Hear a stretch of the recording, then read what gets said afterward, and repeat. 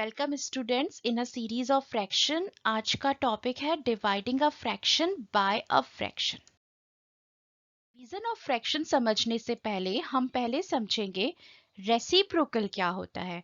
Reciprocals are number pairs that have the product 1। Reciprocal वो number pair होते हैं जिनका प्रोडक्ट 1 आता है। जैसे 2/3 एक फ्रैक्शन है, उसे अगर हम मल्टीप्लाई करेंगे 3/2 से तो आंसर आता है 1।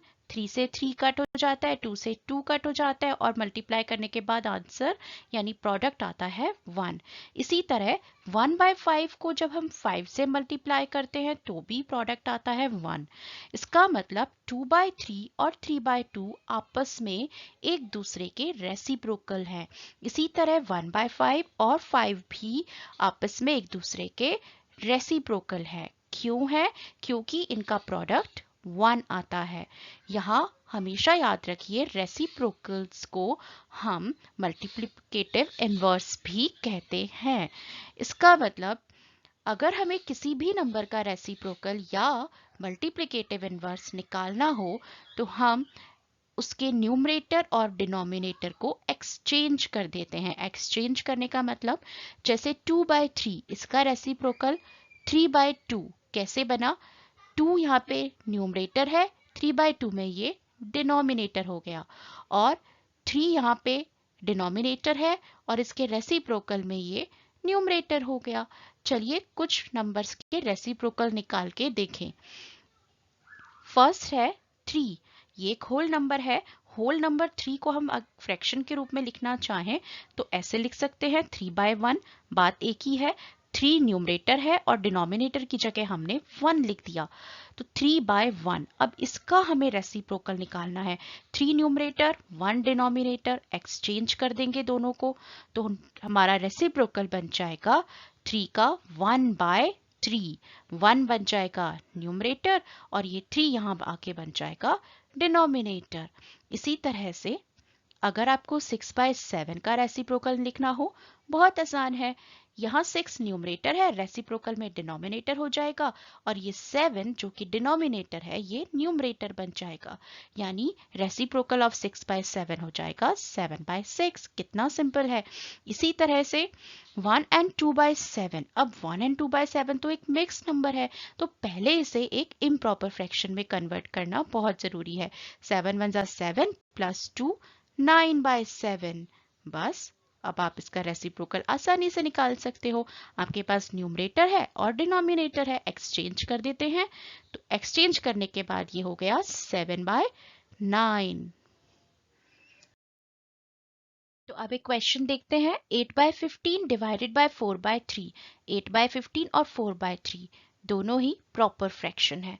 तो यहाँ हम सबसे पहले क्योंकि 8/15 डिविडेंड है और 4/3 डिवाइजर तो डिवाइजर का हम रेसिप्रोकल निकालेंगे और इस डिवीजन के साइन को रिप्लेस कर देंगे हम मल्टीप्लिकेशन के साइन से।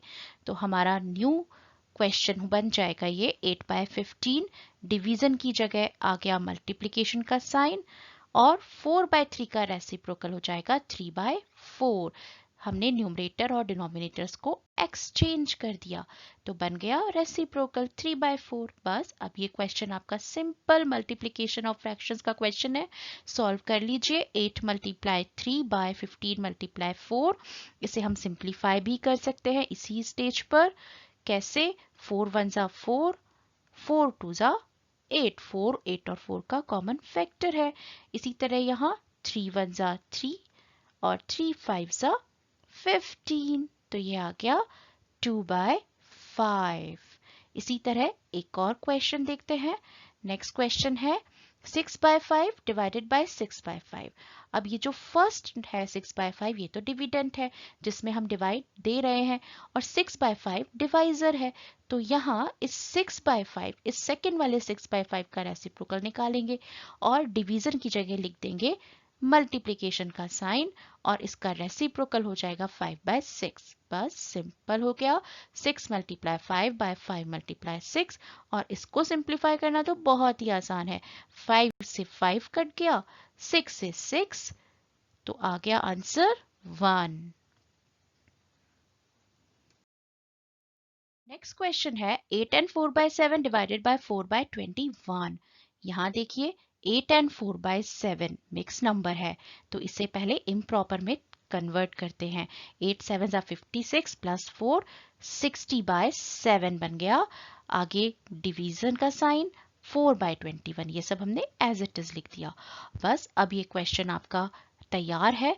डिवीजन को रिप्लेस करेंगे मल्टीप्लिकेशन के साइन से और 4/21 का रेसिप्रोकल लिख देंगे जो होता है 21/4। बस सिंपल मल्टीप्लिकेशन का प्रॉब्लम है ये। 60 मल्टीप्लाई 21, 7 मल्टीप्लाई 4 और सिंप्लीफाई करना तो बहुत ही आसान है। 4 और 60 ये एक ऐसा पेयर है न्यूमरेटर और डिनोमिनेटर का जिसका कॉमन फैक्टर 4 है। 4 1 जा 4, 4 15 जा 60। इसी तरह से 7 1 जा 7, 7 3 जा 21। तो आपके पास फाइनल आंसर आ गया 15 3 जा 45। नेक्स्ट क्वेश्चन देखते हैं 3 and 4/5 divided by 3/5। Mix number है तो इम्प्रॉपर में कन्वर्ट करना सबसे पहला काम है। 5 3 जा 15 प्लस 4 19/5 डिवाइडेड बाय 3/5। बस अब आगे करते हैं। डिवीजन की जगह आ जाएगा मल्टीप्लिकेशन का साइन और 3/5 का रेसिप्रोकल यानी 5/3 हो गया।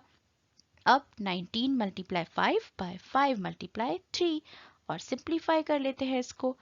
5 से 5 कट गया, 5 1 जा 5, 5 1 जा 5, तो आपके पास बचा 19/3 और 19/3 एक इम्प्रॉपर फ्रैक्शन है इसीलिए इसका मिक्स्ड बना लिया 6 and 1/3। ये आपका फाइनल आंसर है। नेक्स्ट क्वेश्चन है 1 and 11/15 डिवाइडेड बाय 1 and 4/35। अब तो यहाँ दोनों ही मिक्स नंबर्स हैं तो बस कुछ नहीं, दोनों को इम्प्रॉपर में कन्वर्ट कर देते हैं। 15 1 जा 15 प्लस 11 26/15 डिवाइडेड बाय 35 1 जा 35 प्लस 4 39/35। बस अब ये 39/35 आपका डिवाइजर है तो इसका रेसिप्रोकल लिख लेते हैं और डिवीजन के साइन को कन्वर्ट कर देते हैं मल्टीप्लाई के साइन से।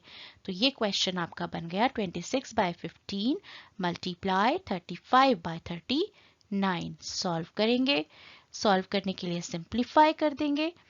तो सिंप्लीफाई करना बहुत आसान है। 15 और 35 दोनों का कॉमन फैक्टर 5 है इसीलिए 5 3 जा 15 और 5 7 जा 35।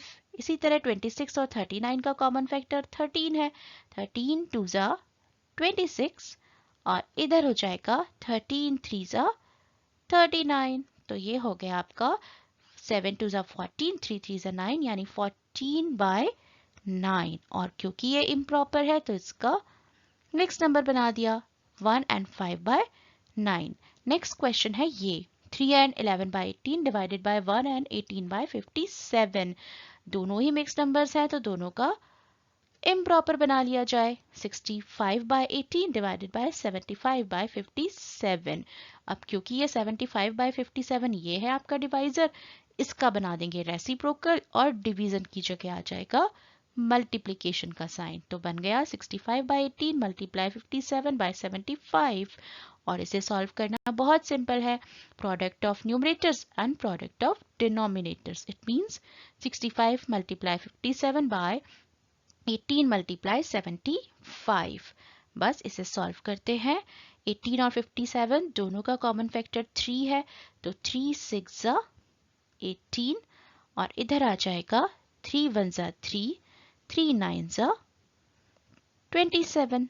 इसी तरह 65 और 75 का कॉमन फैक्टर 5 है तो 5 1 जा 5, 5 3 जा 15 और इधर 5 1 जा 5, 5 5 जा 25।